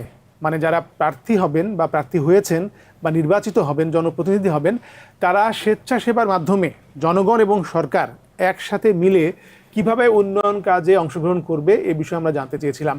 তো ব্যারিস্টার লিংকন, আমরা আসলে ওনার কাছ থেকে এই প্রশ্নের উত্তরটা পাই নাই, যে কোনো কারণেই হোক। আপনার মতে এটা আসলে কিভাবে সম্ভব? আসলে এখানে যে ব্রাইট রবিন 10Q যেই প্রশ্নটা আমরা পেয়েছি যে স্বেচ্ছাসেবের ভিত্তিতে জনগণকে সম্পৃক্ত করা সরকারি বিভিন্ন কাজে, এটা আসলে কিভাবে সম্ভব আপনার কি মনে হয়? এইটা আমি বলতে পারি, সেটা হচ্ছে আপনার জনগণকে যে সম্পৃক্ত করা, আসলে জনগণকে সম্পৃক্ত করতে গেলে একজন জনপ্রতিনিধির যেটা করতে হবে, ওনার আগে মানুষের সাথে সম্পৃক্ত হতে হবে। আপনি নির্বাচন করলেন, নির্বাচনের সময় গেলেন, আবার স্থানীয় পর্যায়ে গেলেন, আবার ঢাকা চলে আসলেন, আপনি আর 5 বছরের মধ্যে 2বারও গেলেন না। এইভাবে হলে আপনি কিভাবে একটা জনকল্যাণমূলক রাষ্ট্র প্রতিষ্ঠিত করবেন এবং জনগণকে কিভাবে সম্পৃক্ত করবেন? জনগণকে সম্পৃক্ত করতে গেলে আপনার যে স্বেচ্ছাসেবী যে কাজগুলো, ওইগুলোর মাধ্যমে জনগণের সাথে আগে জনপ্রতিনিধির সম্পৃক্ত হতে হবে এবং সম্পৃক্ত হওয়ার মাধ্যমে উনি জনগণকে নিয়ে ওই সব কাজগুলো করে যাবেন এবং উনি যখন জনগণের সাথে কাজ করবেন, জনগণের সাথে তার একটা সম্পৃক্ততা ওখানে হয়ে যাবে। ওই ক্ষেত্রে ওই মানুষগুলোকে নিয়েই উনি কল্যাণ রাষ্ট্রের দিকে ধাবিত হবেন। তো এই ক্ষেত্রে আমি বলবো যে ওনার যদি ইচ্ছা থাকে জনপ্রতিনিধি হবেন এবং জনগণের জন্য কাজ করবেন, তাহলে সবচাইতে বেশি দরকার হচ্ছে জনমুখী হওয়া এবং স্বেচ্ছাসেবা এই যে কাজগুলো আছে ওই কাজগুলো করে যাওয়া, জনগণকে নিজের মধ্যে সম্পৃক্ত করা এবং এই সম্পৃক্ততার মাধ্যমে একটা জনকল্যাণমূলক রাষ্ট্র তিনি গঠন করতে পারেন। আপনি একটা খুবই উল্লেখযোগ্য কথা বলেছেন যে আমরা এই যে এখন যে জনসংযোগ চলছে, নির্বাচন পূর্ববর্তী সময়ে যে জনসংযোগ, এই সময় আমরা দেখি যে একজন প্রতিনিধি দিন রাত উজাড় করে জনগণের কাছে যাচ্ছেন, ভোট চাচ্ছেন, বিভিন্ন ধরনের কমিটমেন্ট দিচ্ছেন, কিন্তু নির্বাচন হয়ে গেলে যদি নির্বাচিত হয়ে যান, সেক্ষেত্রে পুরো পরবর্তী 5 বছরে আমরা একটা ভিন্ন প্রেক্ষাপট দেখতে পাই। সেখানে জনগণ তাকে খুঁজে জনগণ তার আর দেখা পায় না, সে হয়তো অন্য কাজে ব্যস্ত, তার ব্যবসায়িক কাজ অথবা পলিটিক্যাল অ্যাক্টিভিটিস, বা ঢাকায় আপনি যেটা বলছেন যে রাজধানী নির্ভরতা বেশি অনেকের মধ্যে, এবং জনগণের যেই প্রয়োজন বা জনগণের বিপদের সময় তাদের পাশে থাকা। যেমন ধরেন আমরা যদি কোনো একটা বন্যা দুর্গত এলাকার কথা বলি ফর এক্সাম্পল, ওইখানে যিনি জনপ্রতিনিধি হবেন, এখন বন্যার সময় উনি ঢাকাতে বসে যদি শুধু মানে কথার কথা বলে যান অথবা ওভার ফোনে বলেন যে এটা করো ওইটা করো, কিন্তু নিজে নামছেন না, বা স্বেচ্ছাসেবার ক্ষেত্রে যে তাকে সামনের সারিতে থেকে যে নেতৃত্ব প্রদান, এটা কিন্তু আমরা দেখি না। যদিও আমাদের ইতিহাসে আমরা কিন্তু দেখেছি যে রাষ্ট্রপ্রধান অনেক সময় এই প্রাকৃতিক দুর্যোগ বা ধরুন জনকল্যাণমূলক কাজে সামনের সারিতে থেকে নেতৃত্ব দিয়েছেন, এবং একজন নেতা যখন সামনের সারিতে থেকে নেতৃত্ব দেন তখনই কিন্তু জনগণ সেটা ফলো করে। তো এরকম কি এখন দেখতে পান আপনি? না, এই ক্ষেত্রে আমি আপনার সাথে, আপনি যথার্থই বলেছেন, এই ক্ষেত্রে আমি আপনার সাথে একমত হয়ে বলতে চাই, ওনারা আসলে যে আপনার সমস্যা যেসব এলাকায় হয়েছে, দেখা যাচ্ছে যে এই যে ঘূর্ণিঝড় বলেন, বিগত সময়ে যে বন্যাগুলো হয়েছে, ওইখানে আমরা খুব কম জনপ্রতিনিধি পেয়েছি, হাতে গোনা কয়েকজন যারা একদম মাঠে কাজ করেছেন। তো এই ক্ষেত্রে দেখা যাচ্ছে যে আপনি যদি একটা জনকল্যাণ রাষ্ট্র প্রতিষ্ঠা করতে চান, তাহলে এইসব স্বেচ্ছাচারী সেবামূলক কাজে আপনাকে ডিরেক্ট সংযুক্তি প্রয়োজন। আপনি জনগণের জন্য কাজ করছেন, বাট আপনি ঢাকায় বসে শুধু ডিরেকশন দিচ্ছেন, কোনো কাজ করছেন না, আপনার কর্মীরা হয়তো কয়েকজন কাজ করতেছে। তো এই বিষয়গুলো থেকে আমাদের বেরিয়ে আসতে হবে। আমাদের যেটা করতে হবে, এই যে বিপদে আপনার যে শ্রমগুলো আমরা নিয়ে কাজ করি, এগুলো জনপ্রতিনিধিদেরকে ওখানে সম্পৃক্ত হতে হবে, নিজেরা সম্পৃক্ত হয়ে কাজ করে জনকল্যাণমূলক রাষ্ট্র গঠনে সে ভূমিকা পালন করতে পারবে। ধন্যবাদ আপনাকে। সুপ্রিয় দর্শক শ্রোতা, আমরা শুনছিলাম ব্যারিস্টার লিংকনের কাছ থেকে। আমাদের যে 9 নম্বর প্রশ্নটি ছিল সেটা হচ্ছে রাষ্ট্রীয় কল্যাণে বা রাষ্ট্র বিনির্মাণে স্বেচ্ছাসেবকের ভিত্তিতে জনগণ এবং সরকার কিভাবে একসঙ্গে কাজ করবেন। যদিও আমরা এই প্রশ্নের উত্তর আমাদের সম্মানিত প্রার্থী জনাব আসাদুজ্জামান ওনার কাছ থেকে পাইনি, বাট তারপরেও আমরা এটা কী ধরনের কাজ হতে পারে এটা বলছিলেন ব্যারিস্টার লিংকন। আমরা পরবর্তী প্রশ্নে চলে যাই। আমাদের 10 নম্বর এবং শেষ প্রশ্ন, আসলে এটা একটা আমি বলবো যে কোনো একটি বিষয়কে উল্লেখ করা হয় না, এখানে সমষ্টিগতভাবে বিশেষ কিছু বিষয় নিয়ে আমরা কথা বলতে চেয়েছিলাম এবং জানতে চেয়েছিলাম, যদিও দুর্ভাগ্য আমরা ওনার কাছ থেকে আশানুরূপ উত্তরটা পাইনি। প্রশ্নটা আমি আপনাদের জ্ঞাতার্থে জানিয়ে দিই, সেটা হচ্ছে ভূমি বিন্যাস ও ব্যবহার নীতি, স্বাস্থ্যনীতি, শিক্ষানীতি, পররাষ্ট্রনীতি, বাণিজ্য নীতি, শিল্পনীতি, স্থানীয় সরকার নীতি, নিরাপদ খাদ্য নীতি, জনবান্ধব বিচারিক নীতি, খনিজ নীতি, প্রশাসনিক বিকেন্দ্রীকরণ নীতি, গবেষণা ও উন্নয়ন নীতি ইত্যাদি প্রণয়ন ও বাস্তবায়নের লক্ষ্যে কি পদক্ষেপ গ্রহণ করবেন। মানে আমাদের যিনি পরবর্তী জনপ্রতিনিধি হবেন নির্বাচনের পর, আমাদের এই যে রাষ্ট্র বিনির্মাণের ক্ষেত্রে যত রকমের নীতি প্রণয়ন করেন, বিশেষ করে ওনারা যেহেতু আইন প্রণেতা, ওনাদের একটা বড় ভূমিকা থাকে। তো বিশেষ করে কয়েকটি বিষয় আমাদের খুবই সেন্সিটিভ থাকে, যেমন হচ্ছে আমাদের বহির্বিশ্বের সাথে সম্পর্ক কী হবে, পররাষ্ট্রনীতি কী হবে, তারপরে আমাদের কর্মসংস্থানের সৃষ্টির লক্ষ্যে আমাদের কর্মপদ্ধতি নীতি বা ন্যূনতম মজুরি কী হবে, তারপরে স্বাস্থ্য একটা খুব বড় বিষয়, এখানে আমরা অনেক উদাসীন থাকি। স্বাস্থ্য খাতে এর নীতি কী হবে, বরাদ্দ কী হবে, এবং বাংলাদেশের প্রেক্ষাপটে খুবই গুরুত্বপূর্ণ একটা বিষয় সেটা হচ্ছে শিক্ষা খাত।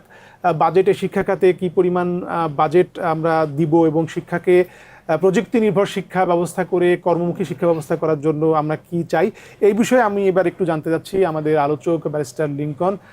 আপনি শুনছিলেন আমার প্রশ্ন, এবং এখানে অনেকগুলো বিষয় উল্লেখ করা হয়েছে, যদিও আমরা আমাদের প্রার্থীর কাছ থেকে এই বিষয়ে কিছু জানতে পারি নাই, তার ভাবনা আমরা জানতে পারি নাই। আপনি আসলে কি মনে করেন আপনার জায়গা থেকে যে এই বিষয়গুলো নিয়ে একজন জনপ্রতিনিধি কিভাবে কাজ করতে পারে? মিস্টার ওসমানী, যেটা বলছিলাম, এটা খুবই বড় একটা প্রশ্ন, এবং যদি বলা যায় যে এই প্রশ্নের সাথে পূর্ববর্তী যে প্রশ্নগুলো ছিল এগুলো প্রাসঙ্গিক ছিল, অনেকগুলো প্রশ্ন দেখা যাচ্ছে যে পূর্ববর্তী প্রশ্নের সাথে মিল ছিল। এই ক্ষেত্রে আমি যেটা বলে আসছিলাম, ভূমি বিন্যাস ও ব্যবহার নীতি এবং অন্যান্য স্বাস্থ্য, শিক্ষা, পররাষ্ট্রনীতি, বাণিজ্য নীতি, এইগুলো কি হবে একজন জনপ্রতিনিধির? প্রথমত হচ্ছে এই বিষয়গুলো কি আমাদের দেখা যাচ্ছে যে আমি যদি বিগত সরকারের আমলে দেখা যায় যে যদি অন্যান্য সরকার এবং এরও আগের সরকারের আমলে যদি আমি দেখি, সেটা হচ্ছে যে এমন মানুষকে জনপ্রতিনিধি হিসেবে আমরা নির্বাচিত করেছি, অথবা সিলেকশনের ক্ষেত্রেও যদি দেখি যে উনি বাংলা রিডিংও ভালো মতো পড়তে পারছে না, দেখা যাচ্ছে যে উনি রিডিং পড়তে গিয়ে দেখা যাচ্ছে যে ওনার আটকে যাচ্ছে। এই ধরনের মানুষ যদি আমরা জনপ্রতিনিধি হিসেবে নিয়ে আসি, নির্বাচিত করি, ওই ক্ষেত্রে তিনি ভূমি বিন্যাস কি বুঝবে, পররাষ্ট্রনীতি কি বুঝবে, বুঝবে, রাষ্ট্রনীতি কি বুঝবে, শিক্ষা সংস্কৃতি এগুলো কি বুঝবে? তো এই ক্ষেত্রে প্রথমত আমাদের দেখা উচিত যে একজন যোগ্য ব্যক্তি এই ক্ষেত্রে আমরা নির্বাচিত করছি কিনা, এবং তার পড়াশোনা সম্পর্কে কতটুকু যোগ্যতা আছে, এবং তিনি ও যোগ্যতার আলোকে কতটুকু সৎ। উনি পররাষ্ট্রনীতি নিয়ে এবং রাষ্ট্রনীতি নিয়ে এবং শিল্পনীতি নিয়ে, স্থানীয় বিষয় নিয়ে উনি কতটুকু জানেন, এই বিষয়গুলো যে উনি জানে কিনা, এবং ওই কার্যপ্রণালী অনুযায়ী উনি নির্ধারিত কোনো প্রসিজার বা পন্থা অনুসরণ করেছেন কিনা এই বিষয়ে ভূমিকা রাখার জন্য, এই বিষয়গুলো আমাদের অবশ্যই দেখা উচিত। এবং এই বিষয়গুলোর যে আপনার যে নীতিগুলোর মধ্যে কতটুকু পরিবর্তন এবং সংযোজন করা উচিত, এই বিষয়গুলো আমাদের দেখা উচিত। এবং দেখার পরে ওইরকম যোগ্য প্রার্থী যদি আমরা পাই, এবং ওরকম যোগ্য প্রার্থী যদি ওই প্রার্থী যদি সৎ এবং যোগ্য এবং জনবান্ধব হয়ে থাকে, ওই ক্ষেত্রে একজন জনপ্রতিনিধি নির্বাচন করতে এটা সহায়ক ভূমিকা পালন করবে। জনগণ এই ক্ষেত্রে একজন যোগ্য ব্যক্তি নির্বাচিত করতে পারবেন। তো এখন আমি যেটা বলতে চাচ্ছি, পরিশেষে বলবো, ব্রিট রবিন 10Q এর যে ব্যারিস্টার রবিউল ইসলাম তরফদার কর্তৃক যে আয়োজন, এই আয়োজন একজন আসলে কোন ব্যক্তি সংসদে যাবেন এবং তিনি যোগ্য কিনা, তিনি সৎ কিনা, তার মধ্যে স্বচ্ছতা আছে কিনা, ট্রান্সপারেন্সি আছে কিনা, এই বিষয়গুলা আপনার প্রার্থী থেকে যে বের করে নিয়ে আসা প্রশ্নের মাধ্যমে একটা এই আবিষ্কারটা আমি বলবো একটা যুগান্তকারী আবিষ্কার। এই আবিষ্কারের মাধ্যমে আমরা ভবিষ্যতেও হয়তো আশা করব যে এই অনুষ্ঠানটা এবং এই পদক্ষেপটা চলমান থাকবে, এবং এই প্রোগ্রামটা হচ্ছে আপনার একজন যোগ্য, দক্ষ এবং স্বচ্ছ ব্যক্তিকে প্রশ্নের মাধ্যমে আপনার স্বচ্ছতা এবং জবাবদিহিতা নিশ্চিত করা যাবে। অনেক ধন্যবাদ ব্যারিস্টার লিংকন আপনাকে। সুপ্রিয় দর্শক, আপনারা শুনছিলেন ব্রাইট রবিন 10Q'র আয়োজনে যে আমাদের জনপ্রতিনিধিদের সামনে তাদের স্বচ্ছতা এবং জবাবদিহিতা নিশ্চিতকরণের জন্য যে 10টি প্রশ্ন আমরা রেখেছিলাম, সেই প্রশ্ন থেকে তাদের মতামত এবং মতামতের ভিত্তিতে আমাদের আজকের যে মূল্যায়ন, আমাদের আলোচক ব্যারিস্টার লিংকন, আমরা বিভিন্ন বিষয় নিয়ে আলোচনা করেছি। 10টি প্রশ্ন আসলে আমি বলবো, যেমন ব্যারিস্টার লিংকন বলছেন, আসলে এটি যুগান্তকারী পদক্ষেপ। আমরা এর আগে, মানে আমার প্রশ্ন হয় যে আমরা এর আগে কেন এইভাবে ভেবে দেখি নাই, এটাও একটা অদ্ভুত ব্যাপার। এবং যারা আয়োজন করছেন এবং এই অনুষ্ঠানের পিছনে যারা আছেন তাদেরকে আমি অনেক ধন্যবাদ জানাতে চাই, এই কারণে যে এইভাবে আমরা যদি আমাদের জনপ্রতিনিধিদেরকে জবাবদিহিতা এবং স্বচ্ছতার মধ্যে নিয়ে আসতে পারি, তাহলে আমরা যে কাঙ্ক্ষিত পরিবর্তন চাচ্ছি এবং ভবিষ্যতে নতুন বাংলাদেশে যে পরিবর্তন চাচ্ছি, সেটা ইনশাল্লাহ আমরা অর্জন করতে পারবো। তো আপনাদের সবাইকে আবারও ধন্যবাদ জানাতে চাই, এবং এই অনুষ্ঠানের আয়োজনে যারা আছেন তাদের সবাইকে ধন্যবাদ জানিয়ে আজকের অনুষ্ঠান এখানেই শেষ করছি। তবে যাবার আগে একটি কথা বলবো, আপনারা জনগণ হিসেবেও আমাদের এই প্রোগ্রামে অংশগ্রহণ করতে পারেন। আমাদের যে ওয়েবসাইট আছে britrobin10q.org, ওখানে ভিজিট করতে পারেন, আপনার মূল্যবান মতামত রাখতে পারেন। আপনি আপনার এলাকার প্রার্থী যিনি আছেন তাকেও ভোট দিতে পারেন, এবং তিনি আসলে কত নম্বর পাচ্ছেন এটাও দেখতে পারেন। এছাড়া আমাদের ফেসবুক এবং ইউটিউবে পেজ আছে, এখানে সাবস্ক্রাইব করতে পারেন, ফলো করতে পারেন। সবাই ভালো থাকবেন।